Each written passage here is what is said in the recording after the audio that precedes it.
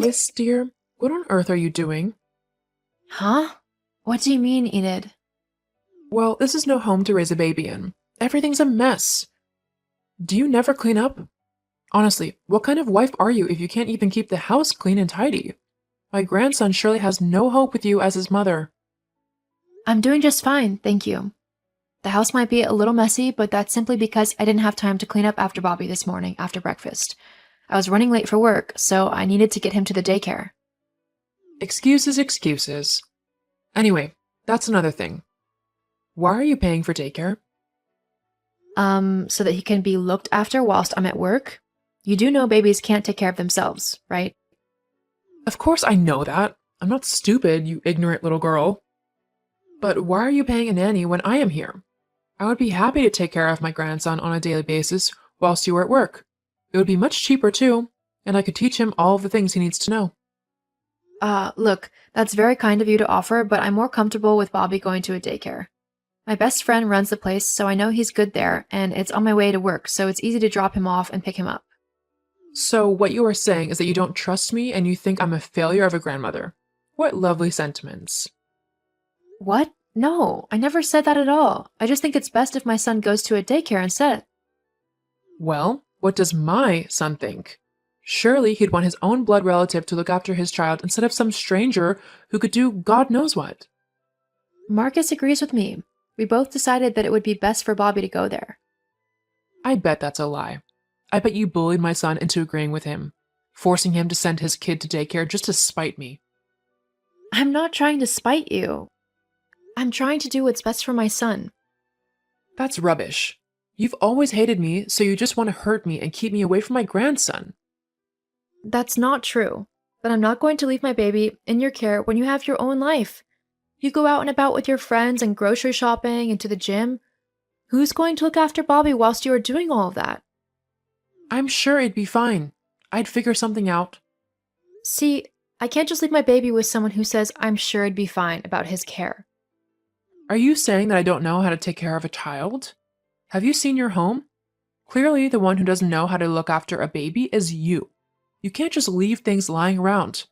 Plus, there were dirty dishes in the sink in the kitchen. How can you say that is good for the baby? Well, because I'm in your house, of course. Why are you in my house? How did you even get inside? I let myself inside with a spare key, obviously. Gosh, you're so dim-witted. How long does it take to understand what's going on? Anyway, I've stopped by and saw how messy the house was, so I've cleaned everything up for you. Perhaps you'll learn a thing or two about being a good housewife if I show you how it's done properly. Look, Enid, I'm grateful you cleaned up, but I really don't appreciate you going into my house when I'm not there. It's kind of rude. It's not just your house, it's my son's as well. So, if I want to come by and visit him and my grandson, then I have every right to do so. Not really, as that is my house too, so I get to have a say who can go into it, especially when I'm not there. Well, I don't care. If I want to come and see my son, I will. You know, he's not even there, he's at work, so you've got no business being in my home. I've got to make sure that everything is in order for my grandson. I don't want him getting hurt or anything, which very well could have happened with the state that the house was left in. It was a few bowls and a couple of baby clothes. I'm pretty certain nothing could have hurt him. Well, now it won't, because I've cleaned up your mess. Look, I don't have time for this. Please leave my house. I've got to get back to work. I truly worry for Bobby, having you for a mom. I think he'd be much better off in my care. After all, you'd rather go to work than stay at home and raise him. No wife or mother should do that. This isn't the 1950s, Enid. Women can do both now. I love my son very much and I like working too. I can manage both. Now, I've got to get back to work. Please don't be in my home when I get back. But I want to see my grandson. Well, I've got the weekend off, so you can come over then. That's days away. I'm afraid that's the best I can do. When Bobby gets home, all he's going to be doing is having his dinner and then going to bed. He's always very tired after daycare, so he won't be in any mood to play with anyone. Ah, fine. But Marcus will be hearing about how you are treating me. Whatever. I've not even done anything wrong. You're trying to keep my grandson from me. No, I'm not. I'm just setting boundaries. You can't just come over whenever you want. I don't want you waking my son up when he's sleeping. Tell my son about this, though. Okay, I guess I'll see you this weekend then. Hey, Lois, I just finished talking to my mom, and she was quite upset with how you were speaking to her this afternoon. She said you were incredibly rude to her and that you were criticizing her ability to look after her son. That's kind of rude considering she raised me. Are you saying I turned out awful? Whatever she told you, Marcus, really wasn't the truth. So you're calling my mom a liar now? I'm sorry to say this, but she has bent the truth with you. What happened then? Your mom messaged this afternoon claiming that I'm a terrible mother and wife because the house was slightly messy. You know it was a hectic morning today and that we both didn't have time to clean things up. And do you want to know how she knew the house was a bit messy? How? She snuck into our house using her spare key, the one we gave her only for emergencies. But why was she at the house? No one was even there. Precisely. All I said was that I wasn't comfortable with her entering our home when we weren't there, and I also told her that she couldn't see Bobby tonight as he would be tired from daycare, and I didn't want her waking him up. I told her that I was off this weekend so she could come and see him then.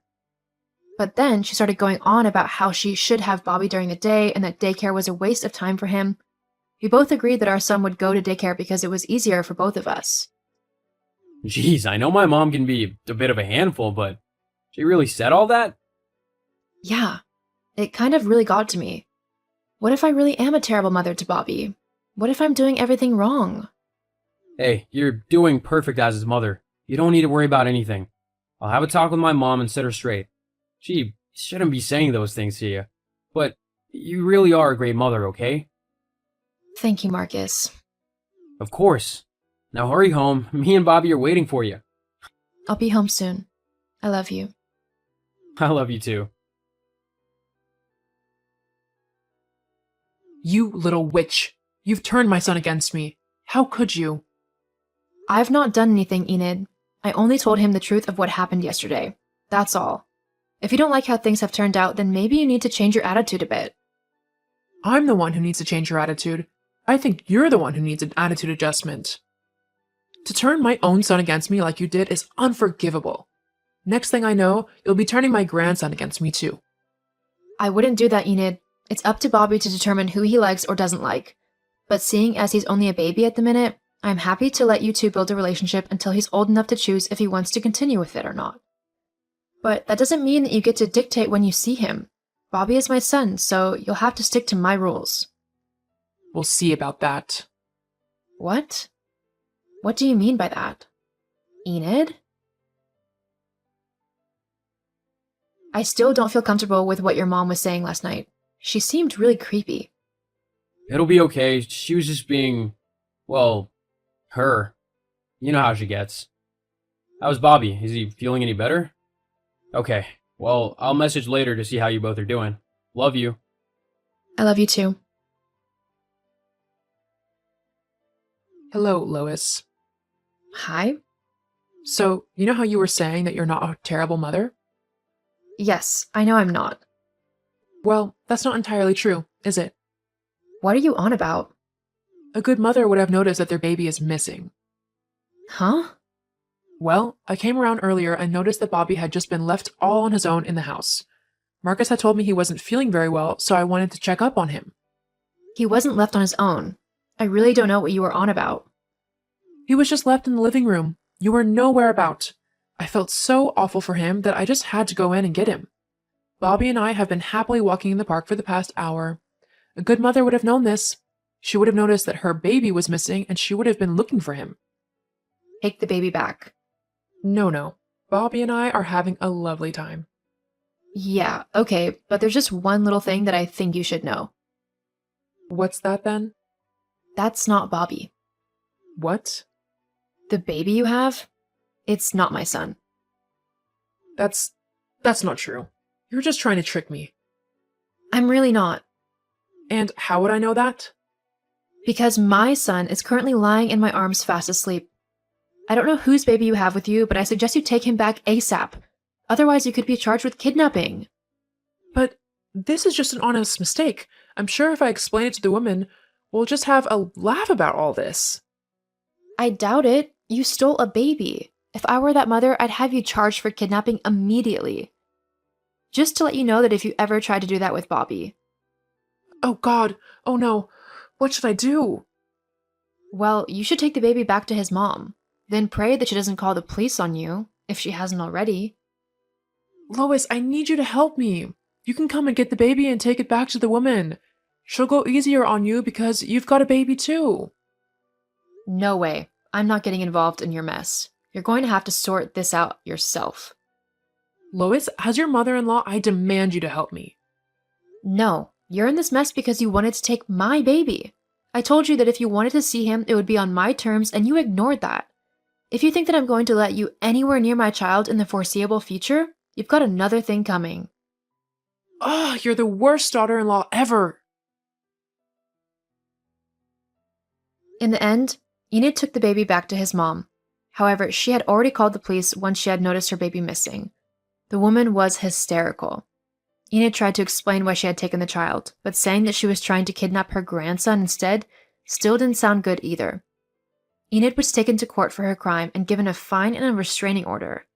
I also stopped her from seeing my son unless I was present, as I didn't trust her not to try and take him off somewhere. If someone sets boundaries with you in concern of their children, respect those boundaries and listen to the parents' wishes, as they are the ones who are looking out for their children.